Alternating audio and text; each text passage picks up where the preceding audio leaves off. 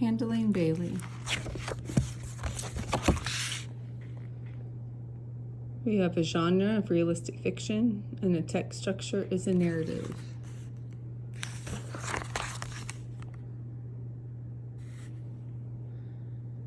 My bedroom floor was littered with stuff. Bailey's chew toy, my English homework, and a sock, and the keys. Get the keys, Bailey. Bailey's tail thumped once and then, nose to the ground, he went right for the sock. Good boy, Bailey. This was for his own good, I kept telling myself. He had to flunk the test. It was the only way we could keep him. They told us it would be hard to give up the puppies, but I never thought it would be impossible. Life without Bailey? No, I couldn't give him up. He was one of us now. You don't give away family. You just don't. I threw the sock under the bed. Get the keys, Bailey. Bailey lunged for the sock. Good boy.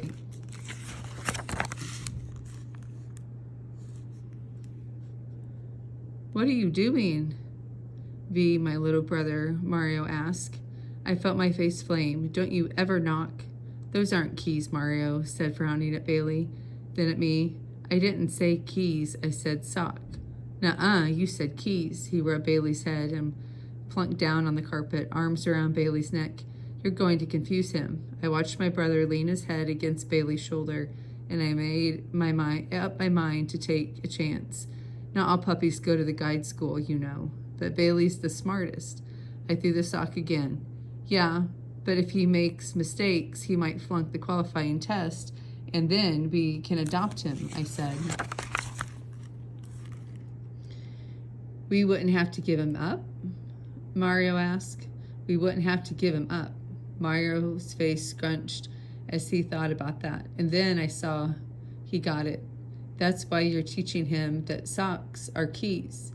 I nodded cautiously. This is our secret. No one can know.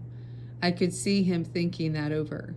You don't have to lie, I said. You just can't say anything. And if I don't say anything, we get to keep Bailey? I nodded. He crawled under my desk, all fours, got the sock, and dangled it in front of Bailey's nose. Keys, he whispered. Bailey snatched it and brought it to me. Good boy.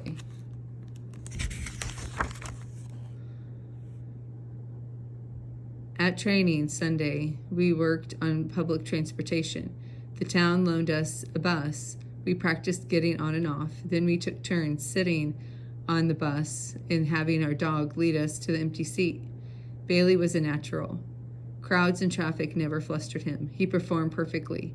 My heart sank when Miss Sylvia, our trainer, told me that Bailey was the best candidate she'd seen in a long time. Bailey would do anything for you, V, and I'd do anything for Bailey, I thought. Miss Sylvia gave us homework for the dogs for the coming week. Then she added, there's a graduation tomorrow. I'd like all of you to come with your dogs. You'll get to see how your hard work changes a life.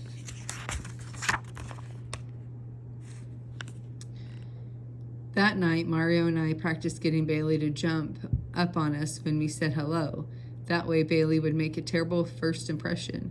We didn't have to ruin the whole year's training, just teach Bailey a few bad habits.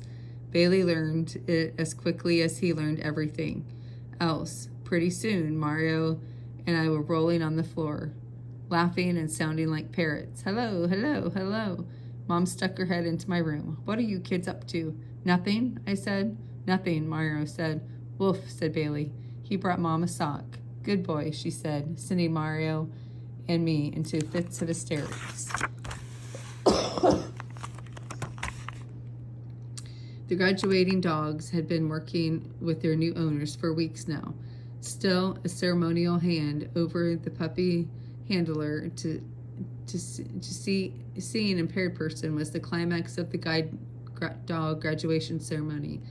The handler shared funny stories about the dogs, and some of the new owners said a few words, mostly how grateful they were to us for our sacrifice. I tried to ignore the waves of guilt that were making me feel sick to my stomach. There were plenty of dogs. Why did they need Bailey too? Only one guide dog was left on the stage. Just one more, and I could leave. Someone named Erin, a girl not much older than I, started to the center of the stage, where the handler waited with her new dog. Erin misjudged the angle and nearly met the side. The handler quickly stepped forward, took Erin's hand, and placed it firmly on her dog's harness. I realized I was holding my breath. I wasn't sure I could stand another grateful speech. Couldn't they just take their dogs and go? But instead of leaving the stage, Erin walked confidently right up to the edge where her guide dog stopped her.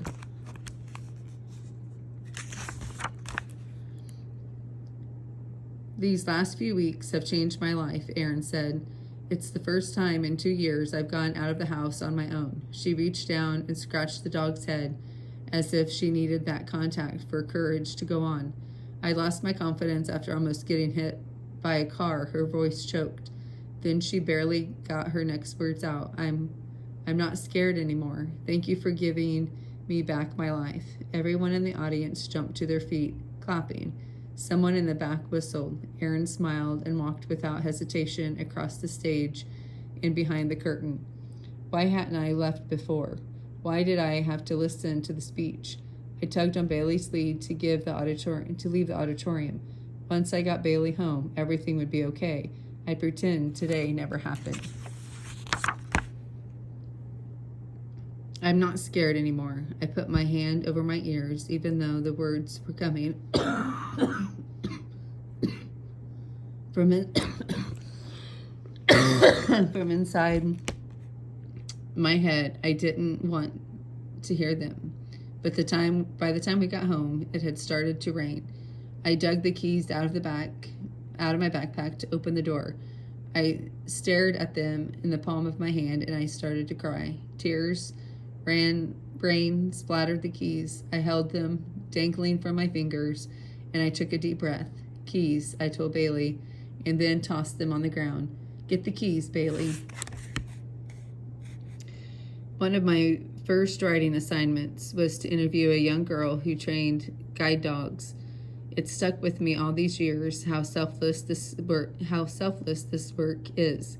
Clearly, the young puppy handlers I watched loved their charges, and yet they were going to give them up after being nearly inseparable for a year or more. How did they manage to do that?